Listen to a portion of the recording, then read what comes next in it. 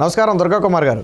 నమస్కారం సుధాకర్ గారు. మన వీక్షకులు కూడా నా నమస్కారం. ప్రస్తుతం రాష్ట్రంలో ధర్నాలు, సమ్మెలు, ఉద్యమాలతో అయితే అట్టుడుగుపోతుంది. వాళ్ళు వీళ్ళు అని తేడా లేకుండా అన్ని వర్గాలు కూడా ఇప్పుడు రోడ్డు మీదకి వచ్చి జగన్మోహన్ రెడ్డి ప్రభుత్వం మీద తిరగబడ్డాయి.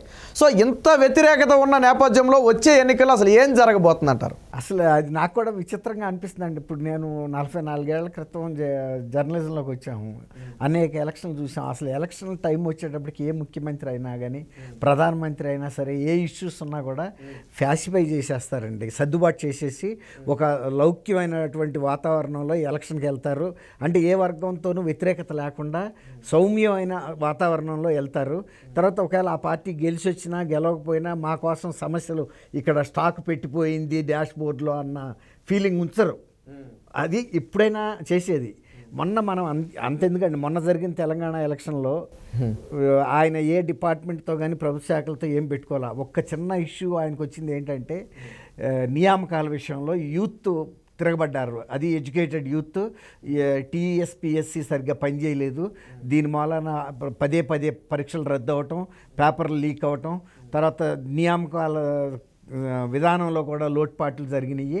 మాకు అన్యాయం జరిగిందని ఒక్క వర్గానికి కసి వస్తేనే ఆ రకమైన ఓటమి ఫాలో అవ్వాల్సి వచ్చింది. వాళ్ళంతా కూడా అంతకుముందు యూనివర్సిటీల్లోనూ హైదరాబాద్లో ఉన్న యువత అంతా ఊళ్ళలోకి వెళ్ళిపోయింది ఎలక్షన్ టైంలో. యువత అంటే ఎవరైనా మన పిల్లలే కదా, ప్రతి ఇంటికి ఉండే పిల్లలే కదా. వాళ్ళు గట్టిగా పట్టుబట్టారు, ఈ ప్రభుత్వం సరిగ్గా పనిచేయట్లేదు. విలేజర్స్ని ఎడ్యుకేట్ చేశారు. వాళ్ళు అంత మాకు రైతు బంధు పడుతుంది, వృద్ధాప్య పెన్షన్లు వస్తున్నాయి, వితంతు పెన్షన్లు వస్తున్నాయి, ఇలాంటివన్నీ జరుగుతున్నాయి. రైతు బంధు అయితే బ్రహ్మాండంగా పడుతుంది. ప్రతి 2 ఎకరాలు ఉండాలి, 2-3 ఎకరాలు అట్లా. అయితే ఆ యూత్తో వస్తేనే చాలా పెద్ద ఉపద్రవం జరిగింది ఇక్కడ. డెఫినెట్గా గెలుస్తామనుకున్న టీఆర్ఎస్ పార్టీ తెలంగాణ తెచ్చిన పార్టీగా ఆయన కేసీఆర్ ఒక పిత, అంటే గాంధీ ఎంతో జాతీయ స్థాయిలో తెలంగాణకి ఒక పిత. ఆ పితే ఆయన ఓటమిని ఆయన చూసుకోవాల్సి వచ్చింది చిన్న ఇష్యూలో. ఇప్పుడు మనకి ఆంధ్రప్రదేశ్లో జరుగుతుందేమో పార్టీలో అంతరంగికంగా జరుగుతున్న యుద్ధం అసలు శాసనసభ్యులతో అసలు తీవ్ర స్థాయికి వచ్చేసింది. అది ఇక మేడిపండులాగా ఉంది, ఎప్పుడైనా పగిలిపోయేటట్టుగా.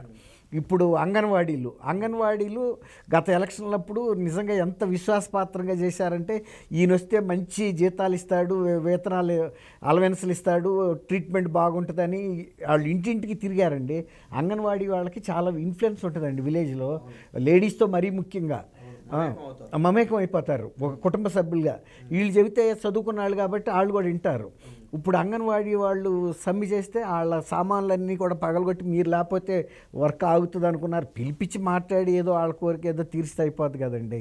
పిలిపించి మాట్లాడితేనే కొంతవరకు వాళ్ళకి ఒక ఈగో సాటిస్ఫాక్షన్, మిమ్మల్ని పిలిచాడని. అసలు మిమ్మల్ని పిలవాల్సిన అవసరం ఏముంది? మీరేంటి తాళాలు పగలగొట్టేసేయండి ఏదో జప్తు చేసిన సామాన్లాగా.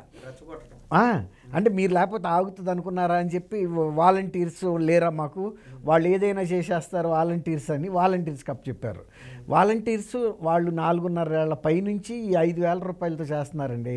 వాళ్ళలో కూడా చాలామంది గ్రాడ్యుయేట్స్ ఉన్నారు, పీజీ వాళ్ళు ఉన్నారు. అసలు వాళ్ళు ఏమనుకున్నారంటే కనీసం ఈయన దిగబోయే ముందు ఎవరైనా ఆశిస్తారు కదండి, ఇప్పుడు వచ్చే ఎలక్షన్లో ఈయన గెలుస్తాడా లేదా ఎవరికి తెలీదు. అట్లాంటప్పుడు కనీసం ఇన్నాళ్ళు చేశాం కాబట్టి ఆయన టైంలోనే ఏదైనా 15,000 ఎంత శాలరీ పెంచి వెళ్తాడని అనుకుంటే, ఇంతవరకు అది పెంచకపోగా ఆయన ఇంకా వీళ్ళని ఎట్టా ఉపయోగించుకోవాలని ఆలోచిస్తూ మొదలెట్టాడు. ఎన్నికల్లో ఈ దొంగ ఓట్లు చేర్పించే కార్యక్రమం, ఊళ్ళల్లో లేనాళ్ళే కూడా రాయటం, తర్వాత ప్రతిపక్షాలకు చెందిన ఓటర్లు ఊళ్ళో ఉన్న తీసేయించడం. ఇప్పుడు అది కేంద్ర ఎన్నికల సంఘానికి వెళ్ళేటప్పటికి ఇది కనుక రివ్యూ మొదలుపెట్టారనుకోండి, ఇప్పుడు వాళ్ళకి సాగు కూడా ఉంది, వాళ్ళకి కూడా ఇబ్బందులు ఉన్నాయి. వాళ్ళని ఇందులో చేర్చారు ఈ కార్యక్రమంలోకి. టీచర్స్ని ఇందులో పెట్టొద్దని కూడా చెబుతున్నాడు. ఎందుకు? టీచర్స్ ఆయనకి వ్యతిరేకం. కిందసారి పాపం వాళ్ళు ఒక్కొక్కటి 200 వేసాము మేము, కుడి చేత్తో ఎడం చేత్తో కూడా గుద్దేశామని చెప్పారు. ఈసారి వాళ్ళు గుద్దట్లేదని తనకు వ్యతిరేకంగా ఉన్నారని అసలు ఈ ఎలక్షన్ డ్యూటీలు వేయొద్దన్నారు. అసలు ఎలక్షన్ డ్యూటీలు ఫస్ట్ నుంచి స్వతంత్రం వచ్చిన దగ్గర నుంచి ఎక్కువ భాగం చేసింది టీచర్లే. ఓట్లు చేర్చడం కానీ తీసేయటం కానీ ఇవన్నీ కూడా సవరణలు చేయటం కానీ ఇలా ఎలక్షన్ పోలింగ్ డ్యూటీలు కూడా వాళ్ళు ఎక్కువ చేస్తారండి. 2019లో జగన్మోహన్ రెడ్డి గెలుపులో కూడా వాళ్ళ పాత్ర ఉంది కదా. అదే అన్న వాళ్ళు 200 ఒక్కొక్కళ్ళు వేసామని చెప్పారంటే వాళ్ళు అంత నమ్మారు ఈయన వస్తే కనుక బ్రహ్మాండంగా చేస్తాడని. కానీ వాళ్ళకి తలకెత్తింది ఏం లేదు. ఇంకా ఉండ జీతాలు కూడా తగ్గించేశాడు. మొన్న విజయవాడలో వాళ్ళ ధర్నా పెట్టుకుంటే హౌస్ అరెస్ట్ లేదు, రాజకీయ నాయకులు లాగా వాళ్ళు. టీచర్స్ మీద అంత బ్రహ్మాస్త్రం ఎందుకండి? ఎక్కడికక్కడ చెక్ పోస్టులు పెట్టి వాళ్ళని రానివ్వకుండా చేసినా కూడా వాళ్ళు చీమల పుట్టలాగా విజయవాడ వచ్చి ఆయనకి దిగ్భ్రాంతి కలిగించారు. అయితే ఇప్పుడు వాళ్ళ మీద అట్లాంటి కక్ష సాధింపు కొనసాగుతుంది. అందువల్ల ఎవరు కూడా ఈయన టైంలో స్ట్రైక్ చేయడానికి సాహసించలేదండి. ఎప్పుడైతే టీచర్లని గట్టిగా దెబ్బ కొట్టాడో, టీఎన్జిఓలను కొట్టాడో, అదే ఏపీ ఎన్జిఓస్ని, తర్వాత అసలు ఎవరు కూడా సమ్మి చేస్తే ఈయనతో కక్ష సాధింపు చేస్తారని భయపడి ఇప్పుడు రాక ఎవడు మెదపలేదండి నోరు. ఇక ఇప్పుడు ఎట్లాగో ఎలక్షన్స్ దగ్గరికి వచ్చేసినాయి. అయినా మూకుమ్మడిగా చేసినప్పుడు లక్షలాది మందిని ఎవడో బర్తరఫ్ చేయగలుగుతారండి? అసలు అది చేసినా కూడా కోర్టులో నిలబడదు కదా. వాళ్ళు అడుగుతుంది శాలరీస్, అలవెన్సెస్ గురించి. అదేదన్నా మీరు చర్చించుకోండి అంటారు తప్ప ఏ కోర్టు కూడా బర్తరఫ్ చేసేసింది ఓకే అని అన్నది కదా ఏ కోర్టు కూడా. ఇప్పుడు అది జరుగుతూ ఉండగానే ఏం జరిగింది? రెండోది మున్సిపల్ స్టాఫ్ వీళ్ళు ఉంటారు కదా, పారిశుద్ధ్య కార్మికులు, కార్పొరేషన్ వాళ్ళు స్ట్రైక్లోకి వచ్చారు. తర్వాత మళ్ళీ కస్తూర్బా గాంధీ స్కూల్ వాళ్ళు అభియాన్, శిక్షణ అభియాన్ వాళ్ళు, సర్వశిక్ష అభియాన్, వీళ్ళు స్ట్రైక్లోకి వచ్చారు. ఇట్లా అందరూ వాలంటీర్స్ అండి మెయిన్గా. ఇప్పుడు అందరికన్నా ఎక్కువ అలార్మింగ్ పొజిషన్ ఏంటంటే వీళ్ళు శాలరీలు పెంచలేదన్న నిరుత్సాహంతో తర్వాత పనులు కూడా యాడ్ చేస్తున్నారు. ఇప్పుడు వీళ్ళ అంగన్వాడీ వాళ్ళ బాధ్యతలు అప్పచెప్పారు కదా, ఇక ఇట్లా సైలెంట్గా చేసుకుంటే పోతే ఈ 5,000తో మొత్తం అంతా చేయించుకుంటాడని వాళ్ళు నోటీస్ ఇచ్చారు. వాళ్ళేం సడన్గా దిగల, నోటీసులు ఇచ్చారు. ఎంఆర్ఓలకి ఇచ్చారు, డివిజనల్ లెవెల్ ఆర్డీఓలకి ఇచ్చారు, కలెక్టర్ లెవెల్లో ఇచ్చారు, అక్కడ ధర్నాలు కూడా చేశారు. ఇవాళ నుంచి వాళ్ళు ఇండెఫినెట్ స్ట్రైక్లోకి దిగుతున్నారు. మేము ఎట్టి పరిస్థితుల్లోనూ ఏ కోఆపరేషన్ మా దగ్గర నుంచి ఉండదు, మేము పెన్షన్లు కూడా ఇవ్వమని చెబుతున్నారు. వీళ్ళు ఏమనుకుంటున్నారు? లైఫ్ లైనే ఇది అనుకుంటున్నారు. ఏది వాలంటీర్ వ్యవస్థ ఉంది మాకు ప్యారలల్గాను, ప్రైవేట్ వ్యవస్థ ఇది, మాకు లాయల్గా ఉంటారు. రేపు ఎలక్షన్లో కూడా వీళ్ళు మొన్న చేర్పించిన అన్ని ఓట్లు వీళ్ళే కదండి చేర్పించిన.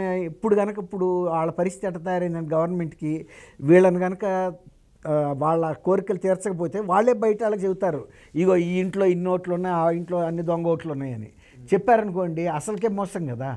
ఇప్పుడు పోలింగ్ బూత్ల దగ్గరే చెబుతారు వాళ్ళు, ఇతర పార్టీలు వాళ్ళకి సహకరిస్తారు, ఏది దొంగ ఓట్లు పడకుండా. ఒక పక్క నుంచేమో కేంద్ర ఎన్నికల సంఘం నిఘా పెట్టింది.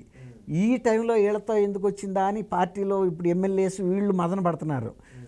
వీళ్ళతో ఇప్పుడు తగాదా పెట్టుకున్నట్టే కదండి. ఈ స్ట్రైక్ రాకి వెళ్ళి కథ కార్ఖానా పని పెంచుతారా అంటే 5,000 నుంచి 15,000 పెంచాలంటే ఆయనకు మనసు ఒప్పదు. ఏదో కట్టుబానిసలాగా పని, ఏదో 750 పెంచుతున్నామని మంత్రి కారుమూరు ఏదో ప్రకటన చేసినట్టున్నాడు. 750 ఎక్కడికండి? ఇప్పుడు ఆయన ఫస్ట్ ఎవరండి చెప్పింది ఇది? విజయసాయి రెడ్డి గారు ఏం చెప్పాడు? వాళ్ళంతా కోరు వైఎస్ఆర్సీపీ క్యాడరు, మేము కావాలని సెలెక్ట్ చేసాం 99%. మీరు వాళ్ళ గురించి మీరేమి ఇదే పడక్కర్లేదు, మీరేం చేయమంటే అది చేస్తారు. అంబటి రాంబాబు గారు కూడా ఒక మీటింగ్లో కూడా రివ్యూ మీటింగ్లో చెప్పాడు బహిరంగంగా ప్రెస్ ముందే, వాళ్ళందరూ మనం నియమించుకున్నాం పార్టీ వాళ్ళని, ఒకవేళ మీకు ఆ కంప్లైంట్ ఉంటే సర్పంచ్లకు కానీ ఎమ్మెల్యేలకు కానీ చెప్పండి, చెబితే ఒకళ్ళిద్దరిని పీకేస్తాము, అది మన చేతిలో పని, ఇంకొకళ్ళని వేస్తాము. అంతేగాని మీరు అది వాలంటీర్స్ మీద ఇట్లా కంప్లైంట్లు తీసుకొస్తే నేను ఒప్పుకోను అన్నాడు. మీరు చెప్పిన వాళ్ళు కాదా వాళ్ళందరూ? మేము వచ్చేసాము మీ ఊళ్ళల్లో, మీరు ఎవరెవరికి ఏమన్నారో వాళ్ళకే వేసాం, ఇప్పుడు వచ్చి మళ్ళీ మీరే వాళ్ళ మీద కంప్లైంట్ చేస్తున్నారు ఏంటని రివర్స్ అయ్యాడు. సర్పంచుల మీదను మండల అధ్యక్షులు ఇట్లాంటి వాళ్ళ మీద వాళ్ళు స్టన్ అయిపోయారు. ఇదేంటి వాళ్ళేమో మేకులు అయ్యి అక్కడ కూర్చున్నారు, ఈయన వస్తేనేమో మళ్ళీ మన్నే తిడుతున్నాడు, మనం ఏం చేయాలని. అట్లా ఇప్పుడు వాళ్ళు స్ట్రైక్ చేసే పరిస్థితి వచ్చిందంటే ఇన్ని వ్యవస్థలతో ఒక పార్టీ కొనసాగుతుంది అధికారంలో, ఎలక్షన్కి వెళ్ళబోతుంది. ఈ టైంలో ఎవరన్నా అంత అశాంతి సృష్టించుకుంటారండి?